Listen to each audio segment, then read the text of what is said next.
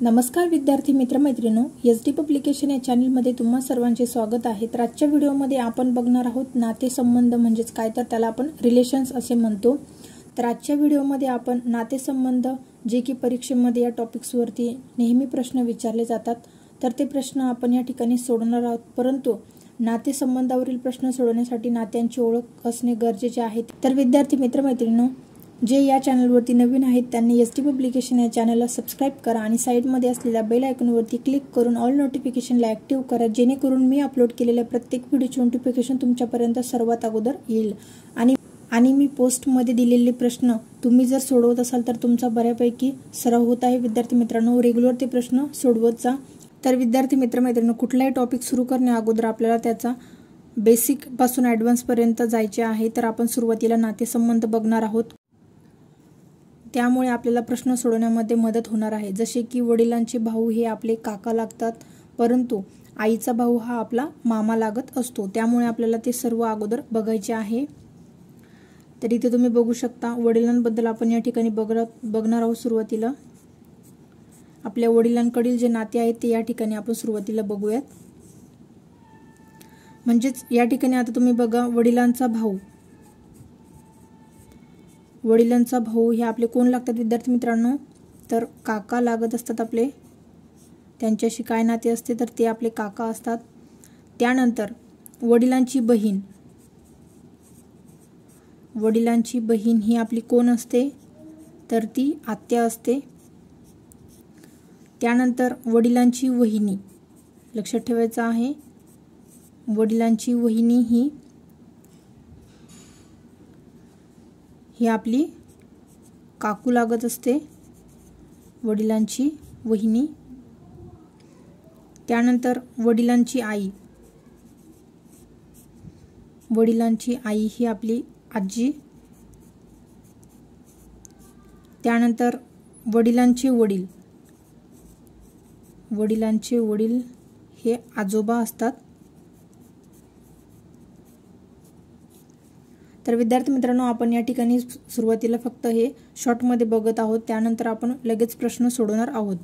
त्यानंतर बघूयात की वडिलांचा मेहुणा हे आपले कोण लागतात विद्यार्थी मित्रांनो, तर मामा। त्यानंतर वडिलांची मेहुणी ही आपली मावशी।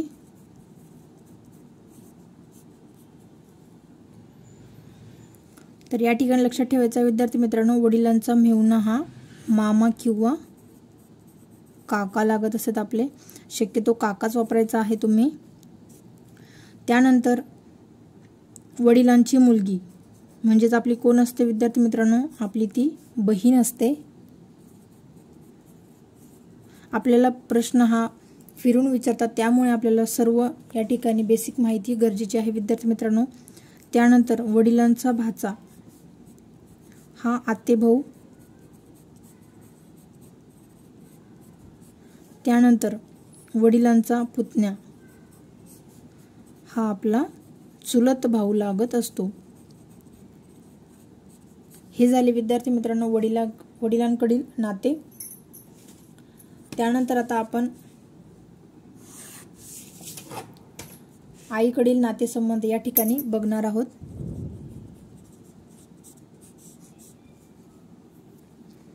तर आईचा भाऊ हा आपला मामा असतो। त्यानंतर आईचे वडील हे आपले आजोबा। आईची आई आजी। त्यानंतर आईची बहीण ही आपली मावशी। त्यानंतर आईचा दीर, तर ते आपले कोण असतात, तर ते असतात काका असतात। त्यानंतर आईचा भाचा हा मामे भाऊ असतो। त्यानंतर आईची पुतणी ही आपली चुलत बहीण असते। त्यानंतर आईची नणंद ही आपली आत्या असते। त्यानंतर आईची जाऊ ही आपली काकू लागत असते। तर विद्यार्थी मित्रांनो, या ठिकाणी बघा तुम्ही, आपल्याला प्रश्न हे फिरून विचारतात। आईचा मुलगा म्हणजेच आपला कोण असतो? भाऊ असतो विद्यार्थी मित्रांनो। सहोदर, मराठी व्याकरणमध्ये त्याला सहोदर असे म्हणतात। तर विद्यार्थी मित्रांनो, याचा तुम्ही स्क्रीनशॉट देखील काढून घेऊ शकता। तुम्हाला नक्कीच हे प्रश्न सोडवताना याचा फायदा होणार आहे। चला तर विद्यार्थी मित्रांनो, आता आपण नातेसंबंध या टॉपिक्सवरती प्रश्न बघणार आहोत। तर विद्यार्थी मित्रांनो, प्रश्न क्रमांक 1 आहे की रमेशची आत्या माझी मावशी आहे, तर मी रमेशचा कोण आहे? विद्यार्थी मित्रांनो, मी नेहमी सांगत असते की प्रश्न नीट वाचायचा आहे। रमेशची आत्या, रमेशची आत्या ही माझी मावशी आहे। यामध्ये 2 नाते दिलेले आहे वेगवेगळे।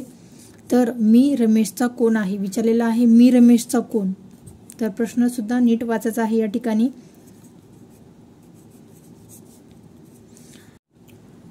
तर चला तर विद्यार्थी मित्रांनो, आपण या प्रश्नाला सोडवूयात।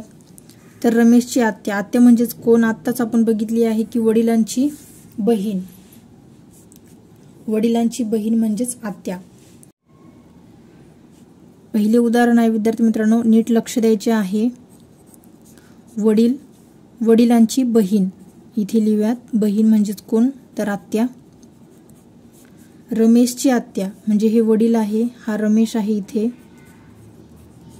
रमेशची आत्या म्हणजेच कोण? तर वडिलांची बहीण।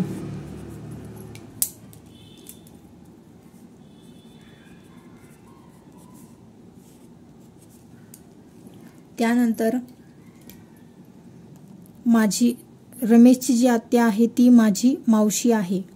इथे कोण आहे? मी म्हणजे आपण स्वतःला धरून चालायचे आहे विद्यार्थी मित्रांनो या क्वेश्चन्स मध्ये। तर माझी मावशी,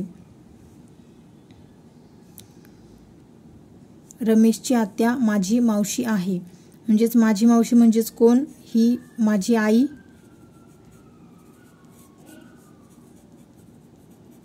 माझी आई आणि आईची बहीण। इथे लक्षात ठेवायचं आहे, आईची बहीण म्हणजेच कोण विद्यार्थी मित्रांनो?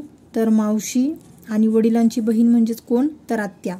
तर इथे लक्षात ठेवायचं आहे की रमेशची आत्या माझी मावशी आहे, रमेशची आत्या माझी आईची बहीण म्हणजेच मावशी आहे। तर मी रमेशचा कोण आहे? तर या ठिकाणी आपल्याला प्रश्न विचारलेला आहे विद्यार्थी मित्रांनो, मी रमेशचा कोण आहे? म्हणजे आपण स्वतः इथे पकडायचे आहे। तर मी रमेशचा कोण आहे? तर आत्तेभाऊ आहे विद्यार्थी मित्रांनो। इथे लक्षात ठेवायचं आहे, या प्रश्नाचे उत्तर आहे आत्तेभाऊ इथे। तर विद्यार्थी मित्रांनो, तुम्हाला प्रश्नाचे उत्तर कळाले असेल। हा रमेश आहे, रमेशची आत्या म्हणजेच वडिलांची बहीण म्हणजेच आपली आत्या असते। त्यानंतर रमेशची आत्या ही माझी मावशी आहे, माझी मावशी म्हणजेच आईची बहीण, आईची बहीण म्हणजेच कोण? तर मावशी आहे, ती कोण आहे? आत्या। तर त्यामुळे रमेश हा माझा कोण आहे? तर आत्तेभाऊ आहे। हे झाले या प्रश्नाचे उत्तर। त्यानंतरचा प्रश्न क्रमांक 2 बघूयात। तर विद्यार्थी या ठिकाणी बघू शकता तुम्ही, प्रश्न क्रमांक 2 आहे, राम गणेशला म्हणाला तुझे वडील माझ्या आईचे दीर आहेत, तर रमेशचे गणेशशी नाते काय आहे? तर या ठिकाणी आपण हा प्रश्न सोडवूयात विद्यार्थी मित्रांनो। अत्यंत सोपा हा प्रश्न आहे। राम गणेशला म्हणाला, या ठिकाणी आपण राम लिहूयात आणि इकडे लिहूयात गणेश। राम हा गणेशला म्हणाला तुझे वडील म्हणजेच कोण? तर गणेशचे वडील माझ्या आईचे दीर आहे, म्हणजे रामची आई। हे विद्यार्थी मित्रांनो आपण असं सुटसुटीत लिहायचे आहे, जेणेकरून आपल्या परीक्षेमध्ये कुठेही प्रश्न चुकणार नाही आणि आपल्याला हे पूर्ण कळून जाईल। राम गणेशला म्हणाला तुझे वडील, गणेशचे वडील हे माझ्या आईचे दीर आहे। माझ्या आईचे दीर म्हणजेच कोण? तर आईचा नवरा म्हणजेच आपले वडील आणि वडिलांचा भाऊ। आईचे दीर आहेत म्हणजेच कोण? तर त्यांच्या नवऱ्याचा भाऊ म्हणजेच कोण? तर हा त्यांचा दीर येणार आहे। तर गणेशचे रमेशशी नाते काय? तर हे दोघे जण कोण आहे विद्यार्थी मित्रांनो? तर या प्रश्नाचे उत्तर आहे ते आहे चुलत भाऊ। चुलत भाऊ आहेत हे दोघे जण, राम आणि गणेश। कारण रामचे काका कोण आहेत? तर गणेशचे वडील आहेत, हे लक्षात ठेवायचं आहे। आणि गणेशचे वडील गणेशचे वडील आणि रामचे वडील हे दोघे जण भाऊ भाऊ आहेत। तर विद्यार्थी मित्रांनो, इथपर्यंत समजले तुम्हाला? तर अशा प्रकारे आपण हे प्रश्न सोडवायचे आहेत। त्यानंतरचा प्रश्न क्रमांक 3 आहे विद्यार्थी मित्रांनो, एका स्त्रीने एका पुरुषाला फोटोकडे बोट करून दाखवून म्हटले। तर विद्यार्थी मित्रांनो, या ठिकाणी हे प्रश्न नीट बघायचे आहे, कारण की फोटोमधील प्रश्न जास्त परीक्षेमध्ये विचारले जातात। एका स्त्रीने एका पुरुषाला फोटोकडे बोट करून दाखवून म्हटले, म्हणजे एक स्त्री आहे आणि एक पुरुष आहे। स्त्रीने पुरुषाला फोटोकडे बोट दाखवून म्हटले। एका ठिकाणी फोटो आहे विद्यार्थी मित्रांनो, तर त्या फोटोकडे बोट करून दाखवले आणि म्हणाली की त्यांच्या भावाचे वडील हे माझ्या आजोबांचे एकुलते एक मुलगा आहे। म्हणजेच या स्त्रीच्या आजोबांचा एकुलते एक मुलगा कोण आहे, तर त्यांच्या भावाचे वडील। तर यांच्या भावाचे वडील म्हणजेच कोण विद्यार्थी मित्रांनो? ही व्यक्ती कोण आहे, तर यांच्या आजोबांचा, यांचे जे आजोबा आहेत म्हणजेच वडिलांचे वडील, स्त्रीचे आजोबा हे माझ्या आजोबांचा एकुलते एक मुलगा आहे। कोण आहे मुलगा, तर हा व्यक्ती आहे त्यांच्या भावाचे वडील।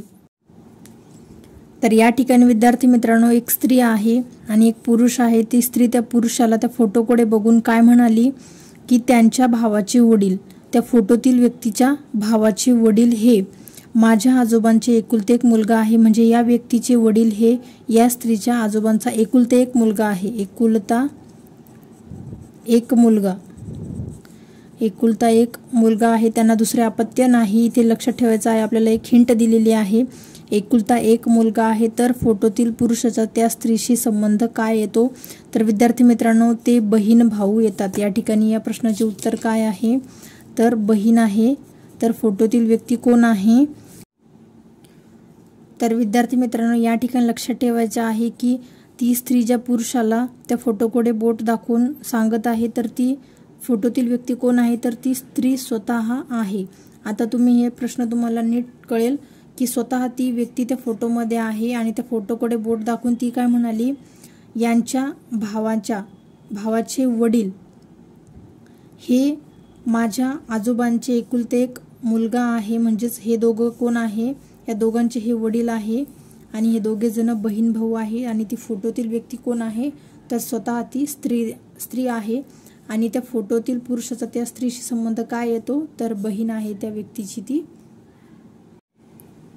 तर विद्यार्थी मित्रांनो, मी या ठिकाणी तुम्हाला पुरेपूर व्यवस्थित सांगण्याचा प्रयत्न करत आहे। तर तुम्हाला ही शिकवण्याची पद्धत कशी वाटत आहे, तर ते सुद्धा तुम्ही मला कमेंटमध्ये सांगा। आणि व्हिडिओ आवडल्यास व्हिडिओला लाईक, शेअर, कमेंट करायला विसरू नका।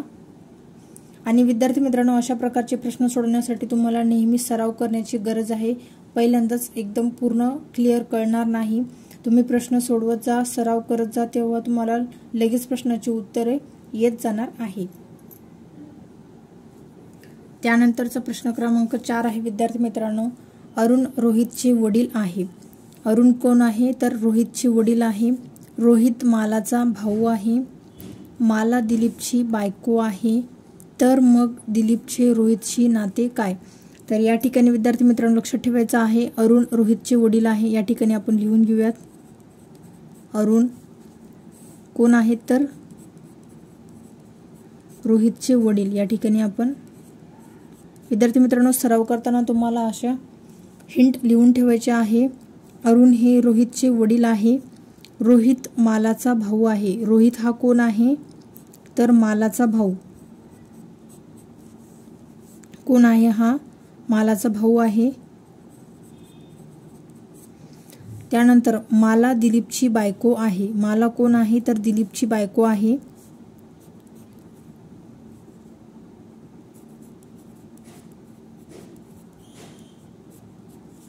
दिलीपची कोण आहे ही, तर ही बायको आहे।